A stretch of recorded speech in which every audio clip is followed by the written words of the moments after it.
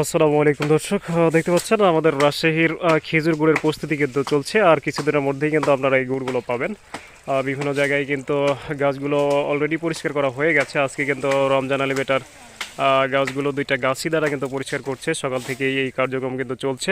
তাদের সঙ্গে কথা বলার চেষ্টা করব, আপনাদেরকে জানাবো যে আসলে কিভাবে আপনারা ফ্রেশ কেমিক্যাল মুক্ত গুড়গুলো পেতে পারেন এবং আসলে একটা গাছ থেকে গুড় তৈরি করতে হলে আসলে কতটা পরিশ্রম যুক্ত থাকে সেগুলো জানার চেষ্টা করব।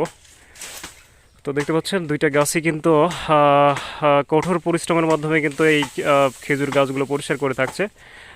একেবারে ইজি নয় এই কাজগুলো, কিন্তু অনেক পরিশ্রমের ফলে কিন্তু খেজুর গুড়গুলো তৈরি করা হয়। তো প্রথমেই আমি রমজান আলী মেটার সাথে কথা বলতে চাই, তার কারণ তার নিজেরই গাছ কিন্তু সে পরিষ্কার করছে এই বছর। তো আসলে তিনি কিন্তু খেজুরের যে কাঁটাযুক্ত ডালগুলো এক জায়গায় করছে। তো যাই হোক, তো সরাসরি আমাদের রাজশাহীর যে ফ্রেশ কেমিক্যাল মুক্ত গুড় তৈরি করে রমজান এলিভেটা এবার আসলে কতগুলো গাছ নিয়ে শুরু করছে এবং আপনারা কিভাবে ফ্রেশ কেমিক্যাল মুক্ত গুড়গুলো পেতে পারেন তার সঙ্গে কথা বলে জানার চেষ্টা করব। আসসালামু আলাইকুম। ওয়ালাইকুম আসসালাম কাকা, ভালো আছেন? আছি আলহামদুলিল্লাহ, আপনার কি অবস্থা? এই তো আলহামদুলিল্লাহ ভালো। আসলে কি কার্যক্রম চলছে আজকে? কার্যক্রম বলতে গেলে খেজুরের গাছ পরিষ্কার করা চলছে।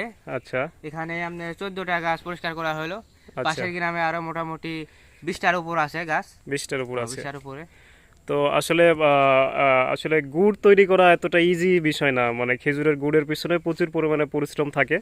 তো আসলে আসলে 1 কেজি গুড় তৈরি করতে হলে আসলে কতটা পরিশ্রম লুকিয়ে থাকে একটু আপনি যদি একটু বলতেন দর্শকদেরকে।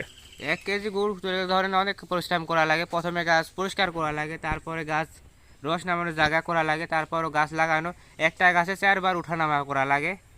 তারপরে তো বাড়িতে নিয়ে যাই ডামে ঢেলে জাল দেওয়া লাগে। জাল করা লাগে আরো দুপুর 12টা 1টা দুপুর পর্যন্ত। 12টা 1টা বেজে যায় গুড় ঠিক করতে আছে, আর কি। হ্যাঁ, অনেক সময় সকালে খাওয়া হয় না, সকালে খাওয়া হয় না আর কি মাথায় অবশ্যই। তার ফলেই কিন্তু এই গুড়গুলো পাওয়া যায়। তো আসলে অনেকের মধ্যে এরকম ধারণা আছে যে খাঁটি গুড় আর পাওয়া যায় না। তো আপনার আসলে কি মনে হয়? না, খাঁটি গুড় পাওয়া যাবে না, আমার থেকে নিলে পাওয়া যাবে, সমস্যা দেওয়া যাবে, তো সমস্যা নাই। এর আগে অনেক থেকে রাজশাহী শহর থেকে ছিল লোক এসে গুড় নিয়ে গেছে। ঢাকা থেকে লোক এসে আমার বাড়িতে ছিল, এই গুড় নিয়ে গেছে, আবার পরে অনলাইনে পাঠা দিয়ে আসে, ইয়াতে কোরিয়ার সার্ভিস করে।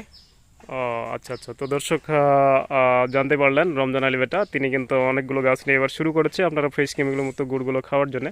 যদি মনে করেন সরাসরি তার বাড়িতে এসে দেখবেন যে আসলে তিনি কিভাবে গুড় তৈরি করেন, ভেজাল দেন না একেবারে খাঁটি গুড় তৈরি করেন, সেটা দেখিয়ে একেবারে নিতে পারবেন, অথবা আমার স্ক্রিনে দেওয়া নম্বরে কল করতে পারবেন।